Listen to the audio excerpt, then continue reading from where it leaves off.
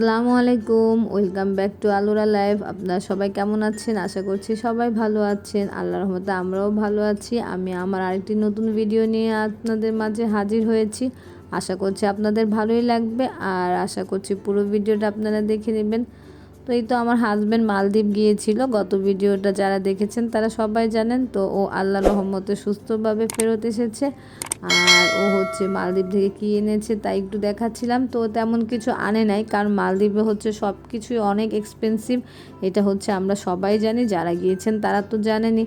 তো আমি শুধু বলে দিয়েছিলাম যে ওইখানে হচ্ছে সবচেয়ে কমে পাওয়া যায় হচ্ছে টোনা ফিশের ক্যানগুলা। তো অবশ্যই যাতে ওগুলা নিয়ে আসে, কারণ হয়তো বা পিৎজা বা বার্গার এগুলো বানিয়ে খাওয়ানো যায়। তো ও টোনা ফিশের ক্যান নিয়ে আসছে প্রায় 10 থেকে 12টা। আর তেমন কিছু আনেনি, আর একটু চকলেট এনেছিল আর একটু আচার এনেছিল। আর এই তো মেয়ের জন্য একটা স্যান্ডেল মানে জুতা এনেছে, কারণ আনাইজার তো জুতা খুব পছন্দ। তো ও এখানে নাকি এটা খুব কমে পেয়েছে, মানে বাংলাদেশি টাকায় 500 টাকা হবে। তো এই জন্য নিয়ে আসছে। আর আনাইজা তো ওর নতুন স্যান্ডেল দেখে মানে খুব এক্সাইটেড। তো ও আবার হাঁটছিল একটু সাবধানে, মানে নতুন দেখে বুঝছিল না। তো এই তো আল্লাহর রহমতে হাজব্যান্ড হচ্ছে সুন্দরভাবে বাসায় ফেরত আসছে 5 দিন পরে। আর আদিয়ান বলছিল যে আনাইজার জন্য জুতা এনেছো, আমার জন্য কি এনেছো? তো ওকে আবার এই যে এগুলা দিল, যে মানে ফ্রিজের স্টিকার। তো আমি সবসময় বলি যে যেই দেশেই যাবা হচ্ছে ওই দেশের নাম লেখা থাকবে এমন কিছু নিয়ে আসবা। আর এই তো এইটা হচ্ছে পরের দিন সকালবেলা। তো ওকে জিজ্ঞেস করেছিলাম যে রাত্রেবেলা তুমি কালকে কি খাবা, যেহেতু অনেক দিন পরে আসছে। তো বললো পোলাও খাবে আর হচ্ছে রোস্ট বা কোরমা, যেটাই করো ওইটাই চলবে। তো আমি আসলে রোস্ট করলাম না, কোরমা যেটাই হোক একটা করেছি, কারণ কোরমা তো মানে সচরাচর মুরগিটা ভাজে না, আর রোস্টের সময় ভেজে নেয়। তো আমি তাড়াহুড়ার কারণে আজকে মুরগিটা ভাজি নেই, বাট খেতে কিন্তু রোস্টের মতোই লেগেছে, কোনো অংশে কম ছিল না। আর আমি ওখানে হচ্ছে সব রেডি করে, এটা হচ্ছে একটু বাগার দিয়ে দিবে স্টাইলে করছি। এখানে হচ্ছে ঘি, তেল আর হচ্ছে পেঁয়াজ ছিল। তো পেঁয়াজ বেরেস্তার মতো করে নিয়েছি, সাথে ঘি আর তেল দিয়ে দিয়েছিলাম। তো এই তো আমার হচ্ছে সুন্দর একটা স্মেল বের হচ্ছে ঘিয়ের, কারণ আমি ঘি অনেকগুলো দিয়েছি রোস্টে। তো এমনিতেও ঘি একটু বেশি লাগে, এটা আপনারা জানেন। আর এই তো প্রথম তেলটা দিয়ে এখন আমি হচ্ছে ভাজা পেঁয়াজটা মিশিয়ে দিচ্ছি। তো আমার প্রায় হচ্ছে কোরমা রান্না করা শেষ। তো আমি কোরমা চিন্তা করেই বসিয়েছিলাম, বাট রোস্টের মতোই হয়ে গেছে, কোনো অংশে কম ছিল না। তো ভাজা ছাড়া যে এত সুন্দর হবে আমি চিন্তা করিনি। তো আমার খুব ভালো লেগেছে, কারণ মানে দেখতেও খুব সুন্দর হয়েছিল, আর খেতে তো মাশাল্লাহ ভালোই হয়েছিল, পরে বলি সেটা। তো এই তো মোটামুটি শেষ আমার রান্না বান্না করা, সকালবেলায় করে ফেলেছি। আনাইজা, কারণ মানে আজকে যেহেতু হাজব্যান্ড বাসায় আছে, তো আনাইজাকে তো ও রাখে একটু বাসায় থাকলে। তো এই তো আমার হচ্ছে রোস্ট বা কোরমা যেটাই বলেন, এটার ফাইনাল লুকটা এরকম হয়েছে, খুব সুন্দর হয়েছে। আপনাদেরকে একটু নেড়ে দেখাই। তো এটা যখন হচ্ছে রেখে দিব মানে চুলা থেকে নামিয়ে, তো আরেকটু ঝোলটা টেনে যাবে, মানে একদম শুকিয়ে যায়। তো আমার হাজব্যান্ড আবার শুকানোটাই বেশি পছন্দ। আর এই তো আমি হচ্ছে পাশের চুলায় পোলাও বসিয়ে নিয়েছি। তো পোলাও হয়ে গেছে মোটামুটি। আর এই তো আমার পোলাও। তো পোলাও কালারটা আসলে একটু অন্ধকার আসছে, কারণ মানে লাইটের কারণে দিনের, কিন্তু দেখতে আসলে পোলাওটাও খুব ভালো হয়েছিল আর খুব ঝরঝরা হয়েছে।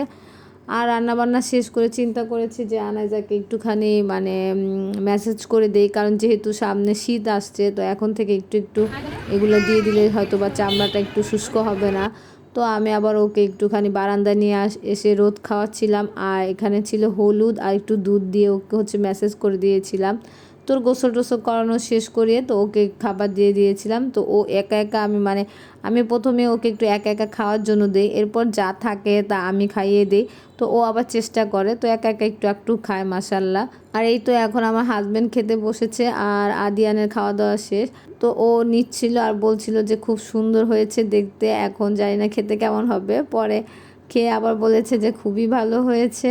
ও খাওয়া দাওয়া শেষ করে একটাই দোয়া করে, যাতে আল্লাহ আমাকে আরও বাঁচিয়ে রাখে, আর আমি যাতে ওকে মজা মজা খাওয়াতে পারি। তো আমার হাজব্যান্ডের হচ্ছে এগুলো হচ্ছে খুব পছন্দ, পোলাও, খিচুড়ি। তো ও হচ্ছে প্রায় সময় এগুলা খায়, আর এগুলা করতেও আমার কাছে খুব ইজি মনে হয়, কেন জানি। আমার কাছে হচ্ছে নর্মাল রান্না বান্না যেমন শাক ভাজি বা সবজির তরকারি এগুলা চাইতে আমার মনে হয় এগুলা খুবই সহজ, আমার ওগুলো একটু হার্ড মনে হয়। তো আমি আর আমার হাজব্যান্ড খাচ্ছিলাম আর যে গল্প করছিলাম। তো অনেকদিন পর আসছে, যেহেতু ও কী করেছে না করেছে মালদ্বীপে একটু শুনছিলাম। আর এখান দিয়ে দেখি যে আনাইজা ওর পুরো গায়ের মধ্যে হচ্ছে গিয়ে বেসলিন মাখিয়ে শেষ।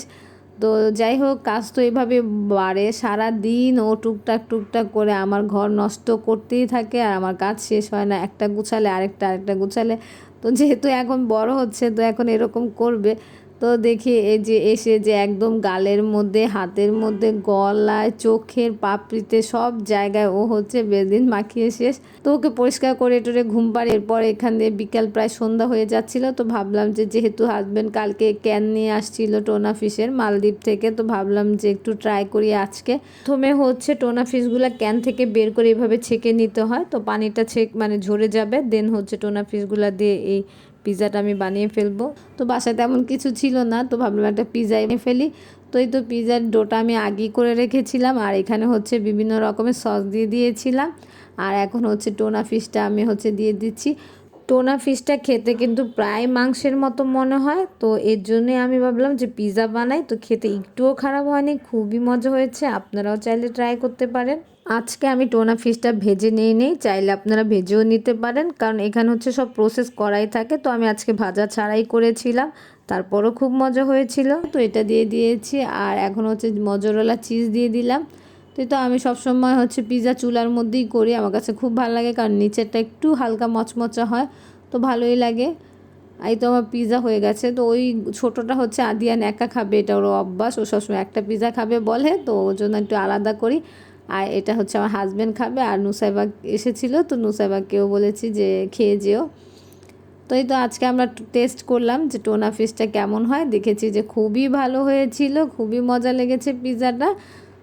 আর এখন পর্যন্ত যারাই আমার পাশে থেকে আমার ভিডিওটি দেখেছেন তাদেরকে অনেক অনেক ধন্যবাদ। আর ভালো লাগলে অবশ্যই লাইক দিবেন, সাবস্ক্রাইব করে নেবেন আশা করছি।